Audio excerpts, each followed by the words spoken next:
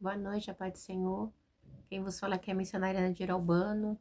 Hoje é dia 10 de agosto de 2024, né? Estamos começando mais um momento, João 3,30, que ele cresça, que eu diminua. E como de costume, vamos estar orando e logo em seguida vamos estar passando para a palavra do Senhor, amém? Deus, meu Pai, em nome de Jesus, eu estou aqui na Tua presença santa, pedindo perdão pelas minhas falhas, pelos meus pecados, que são inúmeros. Eu apresento o lar, a família, o ministério, o chamado, tudo que tem fé da minha pessoa. Apresento também, meu Deus, a vida daquele irmão, daquela irmã que vai estar do outro lado da vida, a ministração dessa palavra, que você possa sair de conta com cura, com libertação, com salvação. É o que eu te peço neste dia, em nome do Pai, do Filho, do Espírito Santo. Se eu estiver alguém enlutado porque perdeu um ente querido, que o Senhor possa, Pai, estar consolando. Se tiver um pai desempregado que não tem que colocar na mesa para os seus filhos, para sua família, o Senhor vem abrir as portas, meu Deus. Ah, Deus, muda a história, muda o cenário, é o que eu te peço, derraçou de comanai nesta noite, em nome do Pai, do Filho e do Espírito Santo de Deus. Visita também, Pai, a nossa nação, os três poderes executivo, legislativo, judiciário do nosso país. Visita os ministros, deputados, governadores, visita o presidente. Visita, Pai, a nossa nação. Visita, Pai, aquela pessoa, aquele pai de família que está esperando, Pai, uma resposta do INSS, Pai. Ah, Senhor, julga favorável a ele, Pai, é o que eu te peço, em nome de Jesus, amém. Se tiver alguém também, Pai, passando por problemas, Pai, psicológicos, psíquicos, mentais, que o Senhor possa estar trabalhando, curando e libertando. Porque tem coisas, Pai, que é da carne, mas tem coisas que é o diabo, Pai, que lança para perturbar, para destruir, para deixar a pessoa perturbada. Seja repreendido toda artimanha, toda obra das trevas nessa hora.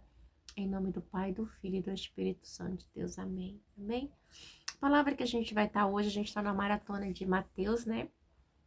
Hoje a gente vai estar lendo Mateus 17, meditando nessa palavra, que fala da transfiguração de Jesus, né?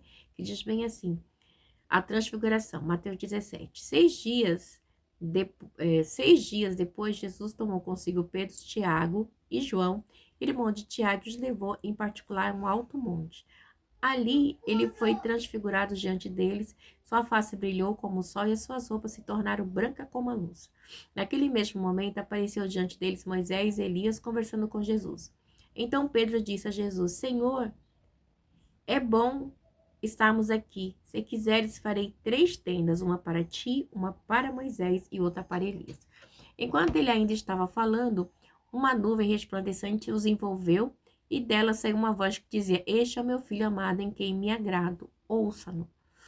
Ouvindo isso, os discípulos prostraram-se com o rosto em terra e ficaram aterrorizados. Mas Jesus se aproximou, tocou neles e disse, levantem-se, não tenha medo. E erguendo eles os olhos, não viram mais ninguém a não ser Jesus. Enquanto descia do monte, Jesus lhes ordenou, não conte a ninguém o que vocês viram até que o Filho do Homem tenha sido ressuscitado dos mortos. Os discípulos lhe perguntaram, então por que os mestres da lei dizem que é necessário que Elias venha primeiro? Jesus respondeu, de fato, Elias vem e restaurará todas as coisas, mas eu lhes digo, Elias já veio e eles não o reconheceram, mas fizeram com ele tudo o que quiseram. Da mesma forma, o Filho do Homem será maltratado por eles. Então os discípulos entenderam que era de João Batista que ele tinha falado. Vamos lá, meu Deus, meu Pai, em nome de Jesus, essa palavra que o Senhor colocou no meu coração, nesse momento, João 3,30. Pai, eu te peço que eu diminua, que o Senhor cresça, que eu não fale aquilo que eu quero, mas aquilo sempre para falar aos nossos corações. Em nome do Pai, do Filho e do Espírito Santo de Deus, amém? Essa palavra vai falar da transfiguração de Jesus, né? Transfiguração é o quê? Os discípulos, ele vê Jesus glorificado, né? Como ele é no céu. Olha que coisa linda. Pedro, João e Tiago tiveram a oportunidade de ver Jesus glorificado, né? Do jeito que nós seremos também futuramente glorificados quando a gente for arrebatado, quando a gente for para a glória, né? Mas ele começa bem assim. É muito interessante que diz assim. Mateus 17, a transfiguração.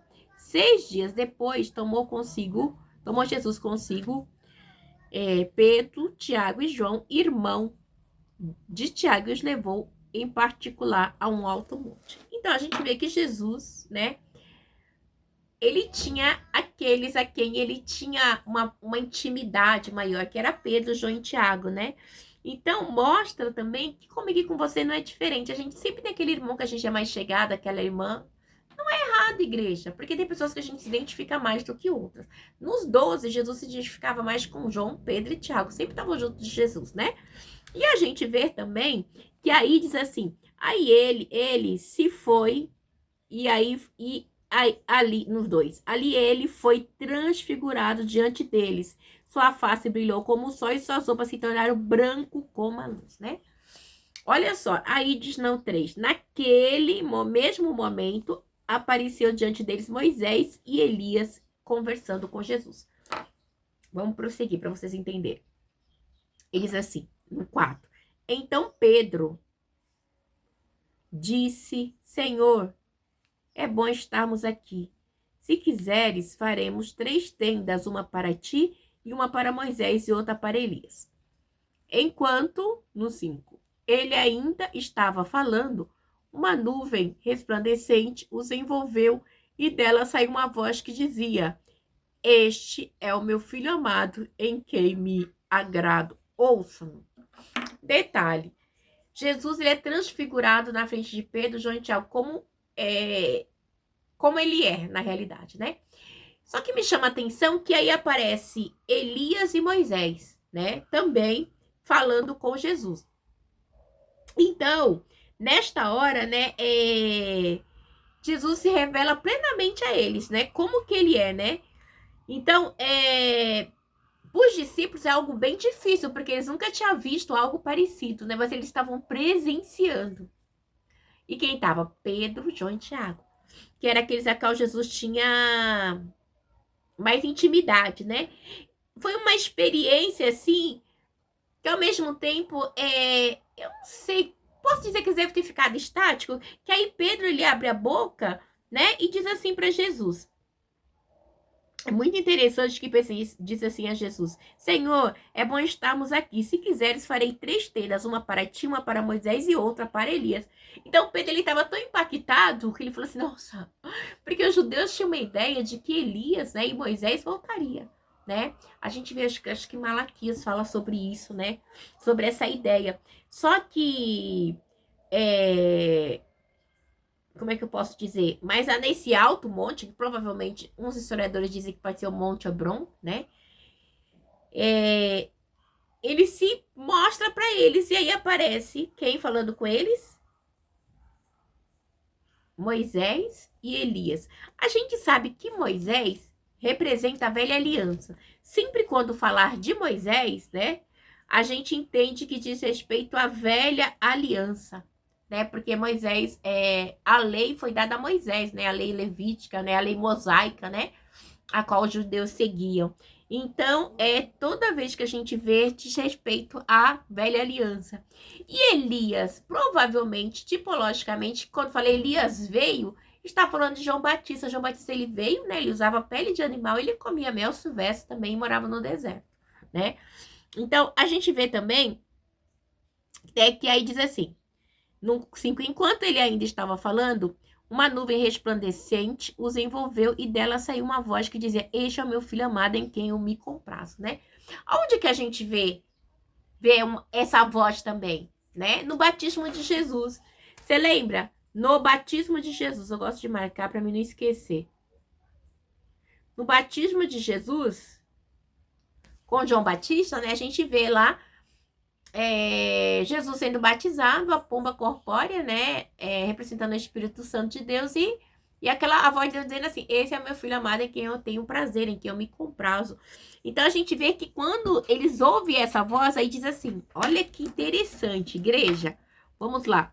No 6, ouvindo isso, os discípulos prostraram-se com o rosto em terra e ficaram aterrorizados, né? Quando eles ouvem a voz de Deus, ouvindo isso, os discípulos prostraram-se com o rosto em terra e ficaram aterrorizados. Quando ele ouve a voz de Deus, olha a situação, eles veem Jesus, como ele é na glória, transfigurado, eles veem Elias, e eles veem Moisés, e eles ouvem a voz de Deus dizendo, este é o meu filho amado, né, em quem me agrado, ouça-no. Então, assim, ele está dizendo assim, esse é o Messias, né, não é Moisés e nem Elias, é ele, ouça-no. Então, assim, é uma ordem, né, Deus está dando uma ordem, né, para Pedro, Tiago e João, né? Eles tiveram uma experiência que ninguém nunca mais teve e nem terá, né? Foi algo assim tremendo a transfiguração para esses homens, marcaram eles tremendamente. Então eles ficaram com tanto medo que se prostraram com o rosto em terra. Então é bem e a gente vê, né, que é algo tão tremendo, porque nessa hora a aparência de Jesus muda, né? Ele fica totalmente brilhante, né? Suas roupas ficam brancas, ele fica todo branco. Então, assim, é algo assim, gente, não, como que a gente pode dizer? Não tem nem explicação, né?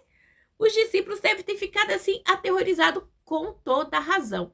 E aí, prosseguindo, e diz aqui no 7, mas Jesus se aproximou, tocou neles e disse, levante-se, não tenha medo.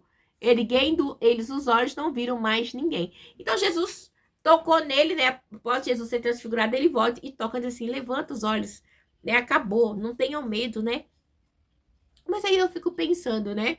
Moisés e Elias, né? Compareceu ali representando a antiga aliança. Jesus é a nova aliança, né? Mas Moisés, ele representava a nova aliança, o fim, né? O fim da nova aliança, né?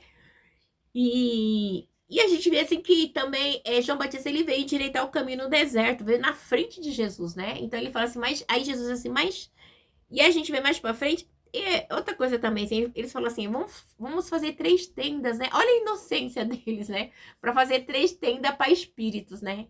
Para espíritos. Então, assim, o impacto que trouxe na vida deles naquele momento, né? Aí a gente vê, então assim, e Jesus e Moisés ali, e Jesus, e Deus fala assim, este é meu filho amado em quem eu me agrado, né? As mesmas palavras que foi dita no batismo, né? Então assim, a gente vê que, nossa, é Deus confirmando mais uma vez que Jesus, ele era o Messias, ele é o Messias, ele não é um homem qualquer, ele é o Messias, né? Confirmando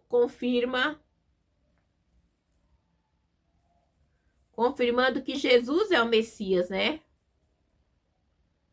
Jesus é o Messias. Então, assim, não tinha para onde correr.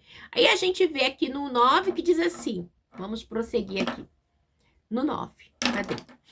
Enquanto desciam do monte, Jesus lhe ordenou, não conte a ninguém o que vocês viram até que o Filho do Homem tenha sido ressuscitado dos mortos, né? Então, aí pensa mais uma vez, eles todos consternados, né? Como assim? Ele ainda vai morrer? E a situação deles, né?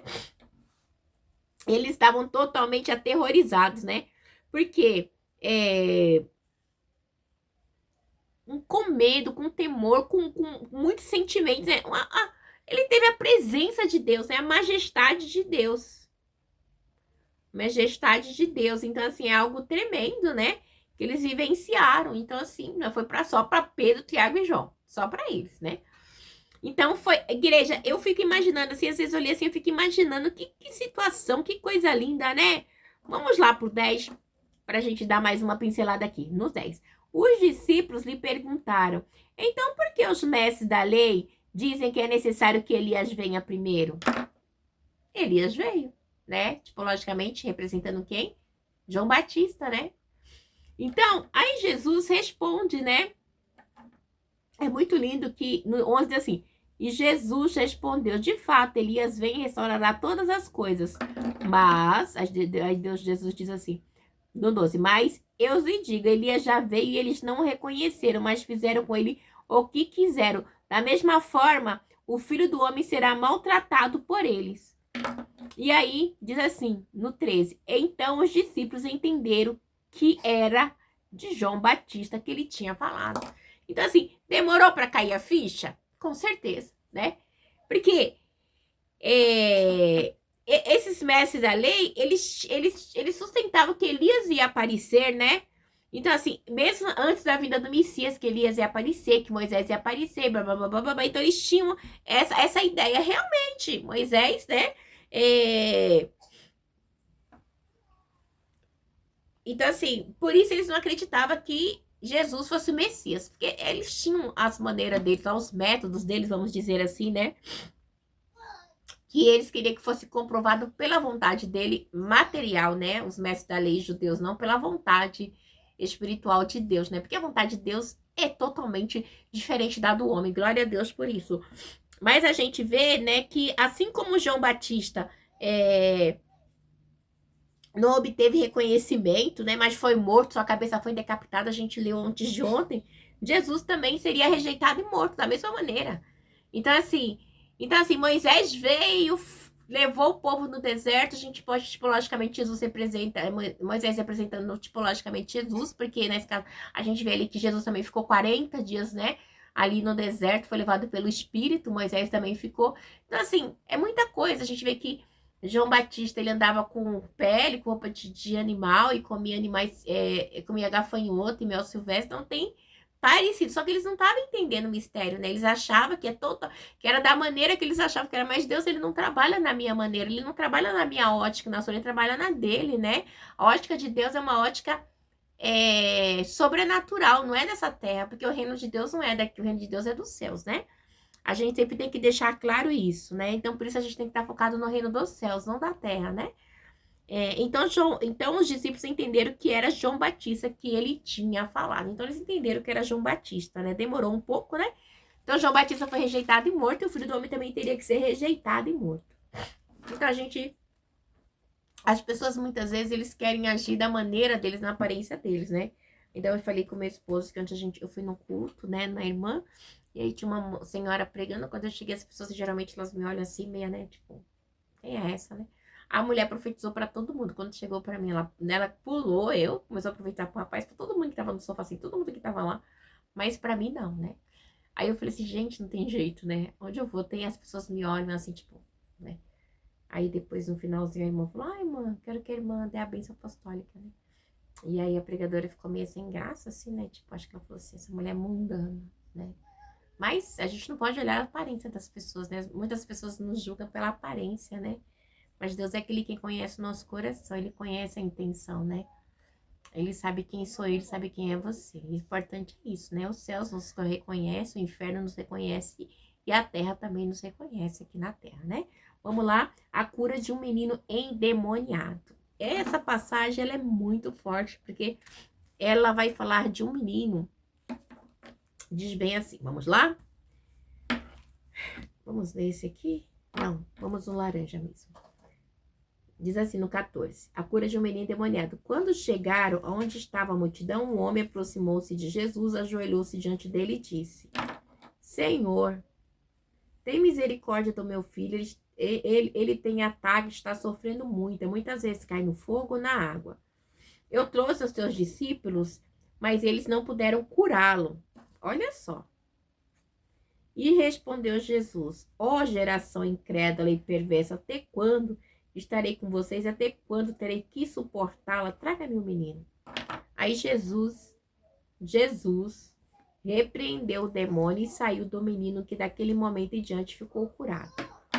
E aí diz assim, 19, então os discípulos, aproximando-se de Jesus em particular, e perguntaram, por que não conseguimos expulsá-lo? Ele respondeu, porque a fé que vocês têm é pequena. Aí Jesus continua, eu lhes asseguro que se vocês tivessem fé do tamanho de um grão de mostarda, poderão dizer a este monte, vá daqui para lá, e ele irá, e nada lhe será impossível.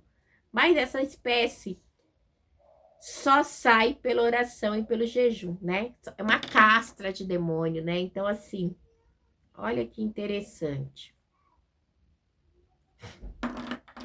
Vamos continuar no 22. E reunindo-se eles na Galileia, Jesus lhe disse, o Filho do Homem será entregue nas mãos dos homens, e eles o matarão, e no terceiro dia ele ressuscitará. E os discípulos ficaram cheios de tristeza. Então a gente vê que um pai chega com seu filho lá endemoniado, né? E os discípulos não conseguem expulsar, né? E Jesus diz assim, nós somos de pequena fé, né? E aí Jesus, ele fica meio, vamos dizer assim,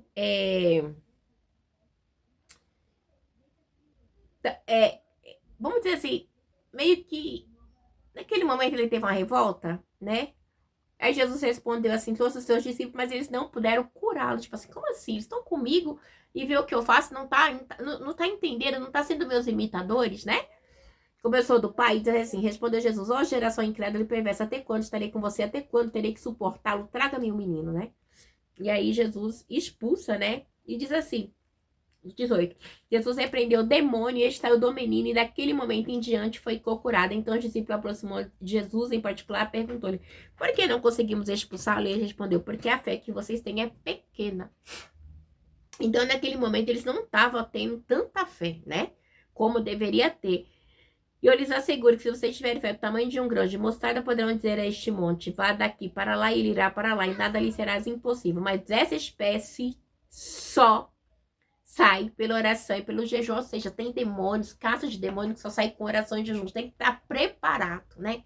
Nessa época era oração e jejum, né? Mas hoje é oração, jejum, no nome e no sangue de Jesus. Sai, Satanás, né? Então a gente vê que era algo que os discípulos ainda não estavam preparados, estavam andando com Jesus, estavam aprendendo ainda, né? E aqui tem caça de demônio que só sai com jejum e oração pequena fé, talvez, né? Eles não estavam ainda, como eu posso dizer, aptos, né? Eles estavam andando com o mestre, mas eles não tinham aprendido, né? Como agir, né? Dessa maneira aqui, como eu posso dizer, com o menino, né? Eles não conseguiram identificar que era algo espiritual, né? Porque nem toda ataque epilético é demônio, entendeu? Então eles não conseguiram identificar, né? Então tem coisas que é espiritual e tem coisas que é patológica mesmo, que é doença, né? Então a gente vê, como eu posso dizer aqui, deixa eu dar um pulinho só para vocês entenderem uma coisa. A gente vê que ali, Pedro, quando ele tá ali em Atos, né? E tem um coxo, né? Um aleijado ali, ele consegue identificar que ali era uma paralisia. Mas aí ele já tenta olhar para dizer assim: eu não tenho prata nem ouro, ele diz assim, né? Mas em nome de Jesus, levanta e anda, né? Então, aí mais pra frente, né, eles começam a ter autoridade, eles começam a entender que eles precisam jejuar, né? Tem até uma parte que os fariseus falam assim: ai, mas por que os seus discípulos não jejuam, né? E Jesus assim: porque enquanto o noivo tá aqui não precisa. Mas depois que Jesus vai, né? Aí eles têm que jejuar, tem que ter a prática da palavra, né? Então, assim, essa palavra é pra mim e pra você. A gente precisa da oração, do jejum, da busca da expressão de Deus, da fé, no nome de Jesus e no sangue de Jesus, né? Tem coisa na minha vida que é no nome de Jesus e no sangue de Jesus, né? E que a gente vê que é ataque espiritual mesmo, né? Então, assim, que tem que sair, porque o diabo, ele investe, igreja. A gente tem que entender que o diabo, ele investe. Tem pessoas que trabalham 24 horas na macumba para destruir a minha e a sua vida. Tem pessoas que têm ódio, que têm inveja, que têm ira, né? E eles pagam caro para destruir a tua vida, para destruir a minha vida, para destruir o casamento. Então, são obras espirituais malignas de Satanás mesmo, né? Que usa os seus adeptos. E hoje em dia a gente sabe que esses demônios, muitos têm nome, né? Mas é Satanás e seus demônios saem em nome de Jesus, né? E a gente vê também, hoje em dia tem, né? A gente vê com as religiões, né? Muitas religiões que tem, então os demônios hoje em dia a gente costuma dar nome, né? Mas nessa época não, em nome de Jesus, Satanás sai, né? Então Jesus trouxe o menino, mas eles não puderam responder Jesus, ó geração incrédula, né? Aí diz assim: até quando terei que suportar? Traga-me o menino. E Jesus repreendeu o demônio e ele saiu do menino, que naquele momento em diante ficou curado, né? Jesus repreendeu: te repreendo, Satanás, te repreendo, demônio. Hoje em dia a gente tá num tempo onde as pessoas, os demônios não têm nome, né? E realmente, infelizmente, eu não sei nem explicar os mistérios, né? Mas o diabo, ele tem as suas estratégias também, né? Aí diz assim: o imposto do templo. Agora falando do templo, né? Foi no templo onde Pedro, né? Ele cura aquele coxo. Vamos lá. No 24. Quando Jesus e seus discípulos chegaram a Cafarnaum, os coletores de impostos de 2 dracmas vieram a Pedro e perguntaram: o mestre de vocês não paga o imposto do templo? Olha só, o mestre de vocês não paga o imposto do templo? Porque naquela época tinha que ser pago o imposto, né? Só não era pago quem tinha menos de 20 anos, mas todos os homens tinham que pagar essas 2 dracmas, que era equivalente a 2 dias de serviço. Então, tinha que ser pago para a manutenção do templo, né? Então, assim, e eles tinham que pagar e não tinha para onde correr. Então, aí Pedro respondeu sim, o mestre paga. Quando Pedro entrou na casa, Jesus foi o primeiro a falar, perguntou para Pedro, olha, o que você acha, Simão, de quem os reis da terra cobram tributo e imposto, né? De seus próprios filhos ou dos outros, né? E aí, Jesus é Jesus, né? E aí Pedro disse no 26, dos outros, respondeu Pedro, e disse-lhe Jesus, então os filhos estão isentos, mas para não escandalizá-los, vá ao mar e jogue um anzol, né? Então, assim, dos outros, né? Mas dizendo assim, Pedro, você tá entendendo que você não é daqui? Nós, lá no céu nós não temos imposto, mas aqui na terra a gente tem que cumprir regras? Temos que cumprir regras, não tem como. Aí diz aqui, da parte B do 27, tire o primeiro peixe que você pegar, abra ali a boca e você encontrará uma moeda de 4 dracmas. Pegue-as e entregue a eles para pagar o meu imposto e o seu. Então Jesus fala assim, então tem que pagar. A gente está aqui na terra. Então comigo e com você, a gente paga imposto de tudo. Do arroz, do feijão, tudo a gente paga imposto, né? Naquela época pagava para a manutenção do templo. A gente vê que se Jesus não obedecesse a regra, e Pedro também, quando é em Atos 3 que eu falei desse rapaz coxo, né, que eu falei do coxo, tá em Atos 3, Pedro, ele não poderia estar subindo no templo Formosa, né, para estar orando. Tá lá em Atos 3:11. Vamos dar uma olhadinha, só para não passar em branco. Diz assim, ó, a pregação de Pedro no templo. Apegando-se o mendigo a Pedro e João, todo o povo ficou maravilhado e correu até eles ao lugar chamado Porto de Salomão. E vendo isso, Pedro lhe disse, sai-lhes. Então, porque Pedro pagou imposto, né? Pedro pagou, né? Então, ele teve toda, como eu posso dizer, ele tinha toda a liberdade de passear no templo, né? Porque no templo só entrava quem pagava o tributo, tá bom? Tá em 3, tá em Atos 3, vou ler o 6. Disse Pedro, não tenho prata nem... Não tenho Vamos voltar no 3 aqui um pouquinho? Não, vamos ver o 3 inteiro, tá? Só um pedacinho. A cura de um mendigo aleijado. Na minha Bíblia é assim, tá bom? Diz assim, 3. Certo dia, Pedro e João estavam subindo ao templo. Na hora da oração, às 3 horas da tarde, estava sendo levado para a porta do templo, chamado Formosa, um aleijado de nascença, que ali era colocado todos os dias para pedir esmola aos que entravam no templo. Vendo que Pedro e João iam entrar no pátio do templo, pediu-lhe esmola. Pedro e João olharam bem para ele e então disse, olhe para nós. O homem olhou para ele com atenção, esperando receber alguma coisa. Esperava receber uma esmola, como sempre, né? E disse Pedro, não tenho prata nem ouro, mas o que eu tenho eu lhe dou. Então, em nome de Jesus Cristo, o Nazareno, ok? Anda. Segurando-o pela mão direita, ajudou a levantar-se imediatamente. Ajuntou os tornozelos do homem e ficaram firmes. E de um salto pôs-se em pé e começou a andar. Depois entrou com eles no pátio do templo, andando, saltando e louvando a Deus. Quando todo o povo viu andando, louvando a Deus, reconheceu que ele era o mesmo homem que costumava mendigar sentado à porta do templo. Olha que coisa linda. Igreja, olha que coisa linda. Aquele mesmo Pedro, aquele mesmo João, né, que estava... não conseguiu expulsar o demônio daquele menino aqui que a gente está lendo em Mateus 17. É o mesmo, né, que fala em nome de Jesus, levanta e anda, né? Olha, igreja, é tremendo, é tremendo. Eu fico maravilhada, né? Eu fico maravilhada com as coisas que Jesus faz. Então, se Pedro não tivesse pagado imposto, ele não poderia estar no templo, porque, né, aquelas pessoas de 20 anos tinham que pagar impostos, né? Então, ele tinha que pagar.